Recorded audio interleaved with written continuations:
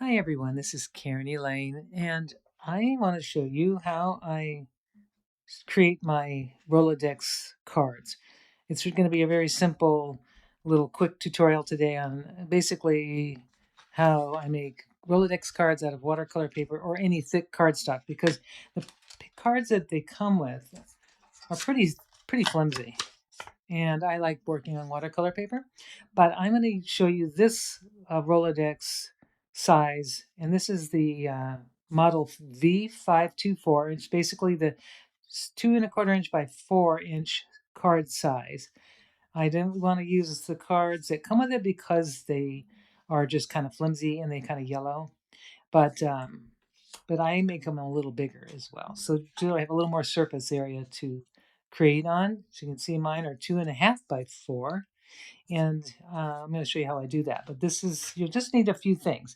So your Rolodex card files can be found at eBay, on eBay. A friend sent me this, a generous art friend sent me this recently. It's a vintage one. It's model V524. It is so cool because I love that it kind of goes compact like this.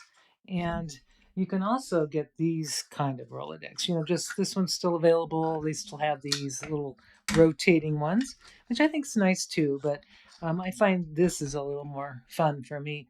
This is also good too. But you can find these on Amazon, eBay, everywhere.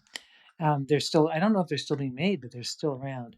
But the old metal, the vintage ones with the metal tracks or the metal pieces, I think are much more interesting and feel really good in my hand. You can also get the bigger size. This one was also sent to me by my friend. And this one is a 3x5, which is a really nice size. And I did cut some cards out of the watercolor paper, and I'm going to show you how I did that. And just kind of the idea, some supplies and information that you might need for making your own Rolodex cards. This one is a very sturdy one. It also collapses, and it has this really interesting. So it's very, for art, any type of art recipe cards, or just it doesn't have to be art. It could be recipes. I mean, I know that these have been used for a long, long time, but I really like that you can customize your creativity and maybe just organize it. And also, it's just fun to do small bite-sized bits of art. So I'm going to show you how I do it. All right, so what you want to do is if you have a piece of watercolor paper, and I'm going to use 140 pound, and since I like watercolor, and mostly I work with watercolor, but also this is great for mixed media. You want to cut your cards down to 4 inches by, so I'm going to do this, 4 inches by 2½ inches. And you want to cut a lot of these. Like I just usually cut as many as I can, and then into the size that I need. And then I've got them. And then what you'll need is, after that, you will need something like this. You can use a 1/4 inch hole punch, but oh boy, those are not, you can do it. You can cut the hole. You can use this as a template, the cards it comes with, and then trace it with a pencil, cut it with a 1/4 inch hole punch, and then take scissors and do this. You can do that. But I'm not very patient. So I found these wonderful card, these are punches that are made just for this. These are for the small card size. So a Heidi Swap Memory Dex Punch, that's the name of it. Or this one I got from Amazon, Vesson Creative. You can see that. So those two, they seem to work the same. They look pretty much identical, and they function exactly the same.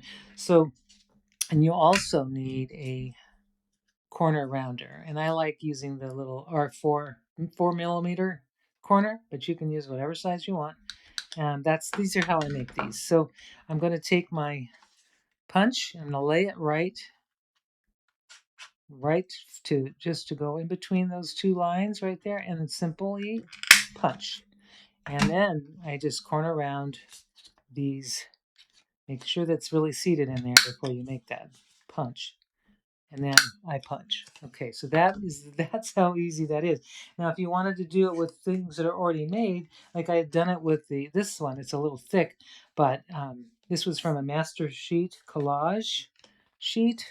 This is watercolor paper with some collage on top, and it's got basically I just punched it out after it dried, of course, and so you can make all these cards and make them ahead of time, and you can use them if you as basically a base. If I can put something on the back, I can maybe do a little more like some journaling on top, or just leave them like this. I think they're fun, and maybe put a quote on the back.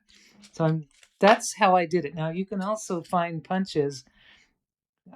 Like this one here is for the 3x5, and my friend sent me this as well. So I'm really blessed that I have uh, found that someone sent me this, but you can find this on, I believe this could be found on eBay probably, but it's a rotary V-file 3x5 card punch, and it is very handy for the larger size. And you would just stick it in like so and then punch. And this will go through cardstock as well. But that's for that one. So I'm just going to do a little flip through of my 100-day project if you want to see it. Now that I'll show you this. This is so much fun. So I started, let's see, I started back in whenever it was. It was a few months ago, because now we're in like day 80 or farther along. And I just started doing watercolors and with little recipes on the back of how I did it or the colors I used. Because a lot of times I'll do something and I'll forget the colors that I use. So, and just putting a little information like that on the back really helps. And just kind of going through, I do collages. Here's a little collage, like a cluster collage. And watercolors, you can see lots of collages. And I do the front and the back of each one. So, and I really don't care like how it's oriented. It's just kind of experimentation. I really like this one here. These little birds with the recipe on the back. And just little fun little bits here, a little face, a collage face, and a really nice little quote. So this is, for me, is becoming basically a mental health kind of a inspiration, just something that positive affirmations, because I find them very powerful. And so I just pull these once in a while. I'll just go through this and I'll become, just become like centered when I read some of these.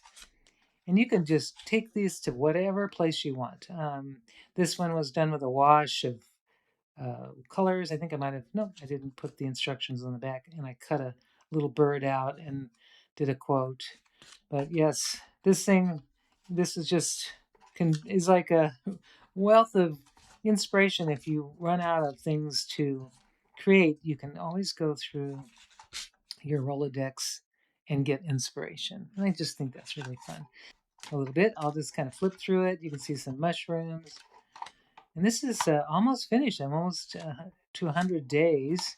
This one here. Yeah, this one's interesting because I just did a little collage on top, put a little crystal, and then basically I did a little instruction so that I can remember how I did it. I love that. I love this one, a little watercolor, this little piece here. This is just I think that's from a washi collection. I love this little bit of paper. And then here we go. I love these. All right. So much fun. Especially after I haven't seen them in a while. They're really fun. And this one's kind of funny. I'll have to share this one. I did an ugly art. It just looks awful. An ugly face. So I struggled a lot with this portrait, and I'm calling it creepy because some days they're just like that. Creepy. Yeah. And then there's some fun ones. Little bird with the little houses. And just keep going and just play. So I hope you enjoyed my little flip through. I hope you enjoyed the little instruction. And I hope you have a wonderful, creative day.